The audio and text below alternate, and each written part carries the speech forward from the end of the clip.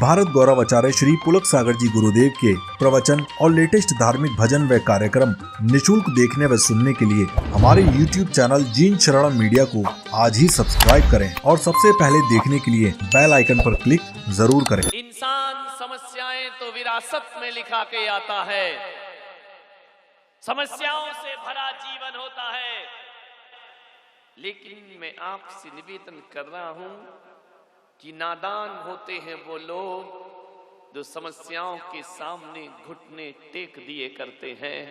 अनजान होते हैं वो लोग, नासमझ है वो लोग जो समस्याओं का अंत नहीं करते और खुद एक समस्या बन करके खड़े हो जाते हैं।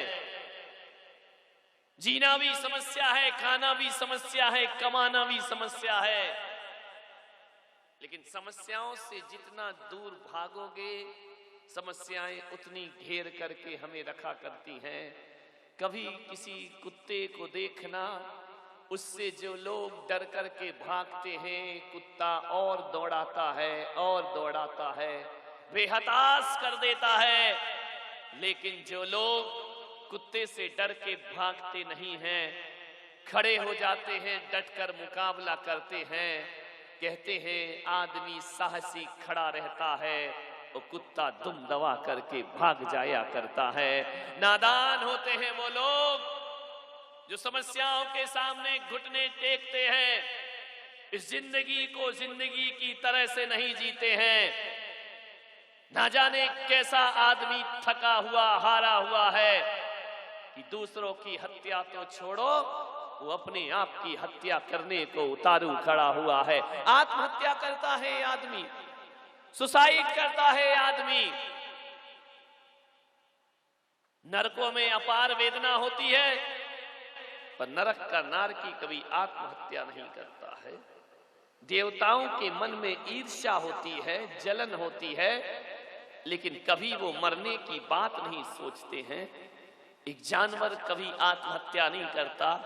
कभी तुमने देखा कि कोई भैंस परेशानियों में आकर सुसाइड कर रही हो, कोई गाय सुसाइड कर रही हो? किसी भी जानवर ने आज तक आत्महत्या नहीं की है। हजारों कष्ट सहने के बाद भी जानवर पूरी जिंदगी जिया करता है।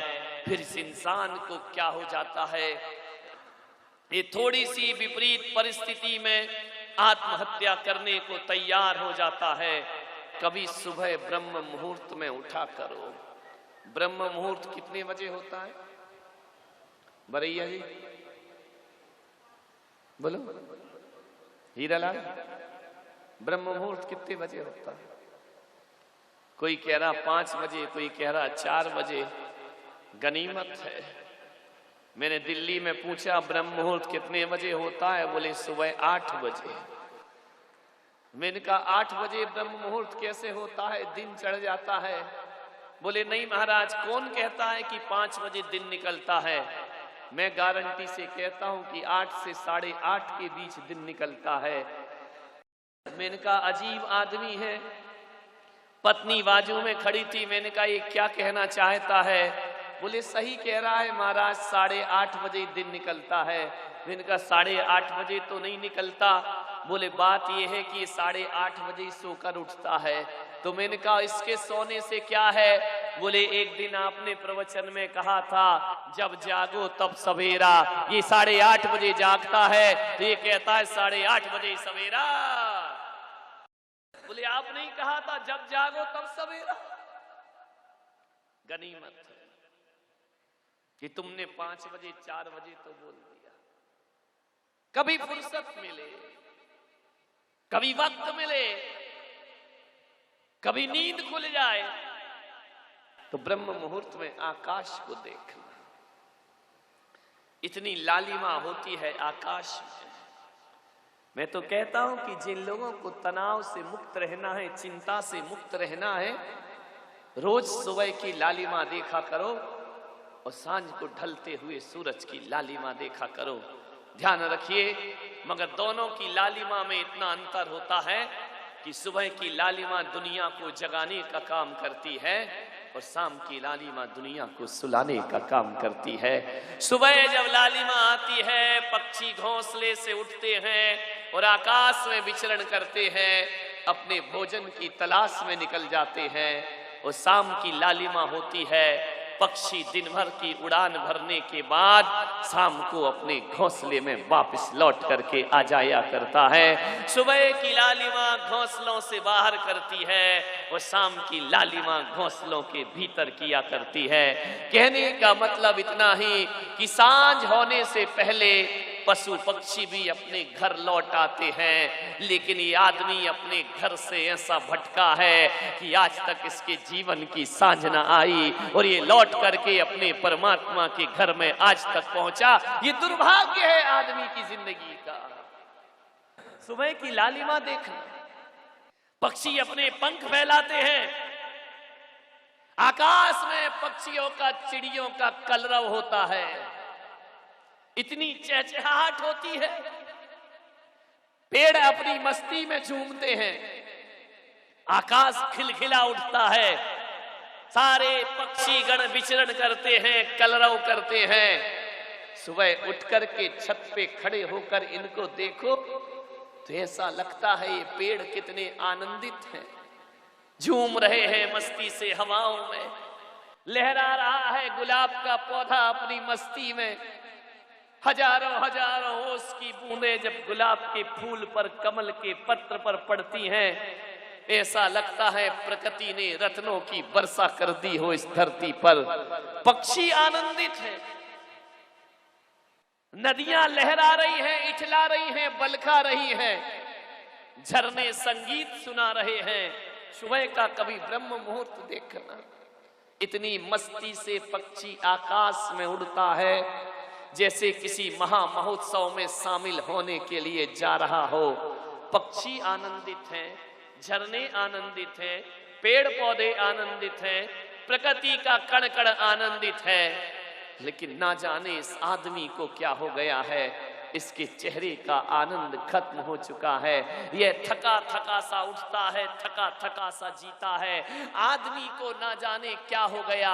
पक्षी जीने की चाहत रखता है और आदमी मरने का षड्यंत्र रचा करता है। आदमी आत्महत्या की सोचता है। क्या हो गया इस आदमी को? क्यों मरने से पहले मरना चाहता है? गम इस बात का नहीं है कि आदमी मर जाता है, गम तो इस बात का है कि जिंदा रहकर भी आदमी जिंदा नहीं रह पाता है। मरा मरा सा जीता है, थका हारा सा जीता है, निराशाओं में जीता है, कुंठाओं में जीता है। एक आदमी से मैंने कमरे में पूछा, मैंने कहा बोलो तुम क्यों नहीं मरे अभी तक, तुम जिंदा क्यों हो? मालूम है उस आदमी ने क्या जवाब दिया?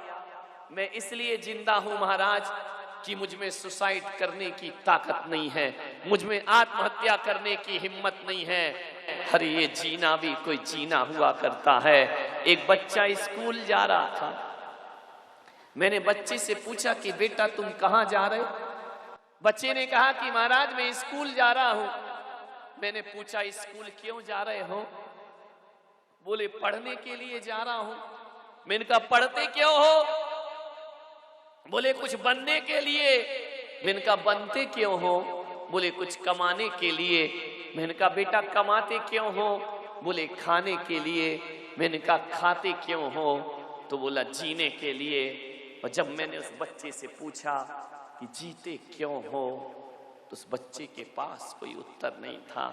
और शायद यही प्रश्न मैं आपसे करूं कि आप जीते क्यों हो, तो आपके पास इसका कोई उत्तर नहीं होगा। कई तो कहेंगे सांसें चल रही हैं इसलिए जी रहे हैं, और कई कहेंगे हम में मरने की हिम्मत नहीं है इसलिए हम जी रहे हैं। अरे ये जीना भी कोई जीना है मेरे भाई। अरे आपसे निवेदन करता हूं, अर्थी उठे उससे पहले जीवन का अर्थ समझ जाइए, वरना आपकी जिंदगी बेकार हुआ। क्यों जी रहे हैं आप? क्या है आपके जीने का मकसद? अपने भीतर से पूछिए। यदि सांसों के लिए जी रहे हैं तो ऐसा तो जानवर भी जिया करता है। मरने की हिम्मत नहीं है तो ऐसा तो पशु भी अपना जीवन जी लेते हैं। अरे कुछ काम करके जाना दुनिया में आने वाले, वो जाते हैं रोज लाखों बेकार खाने वाले। दुनिया में हजारों लोग सुबह की पहली किरण नहीं फूटती और हजारों लोग दुनिया से विदा हो जाया करते हैं। ध्यान रखिए, कुछ करो अपनी जिंदगी।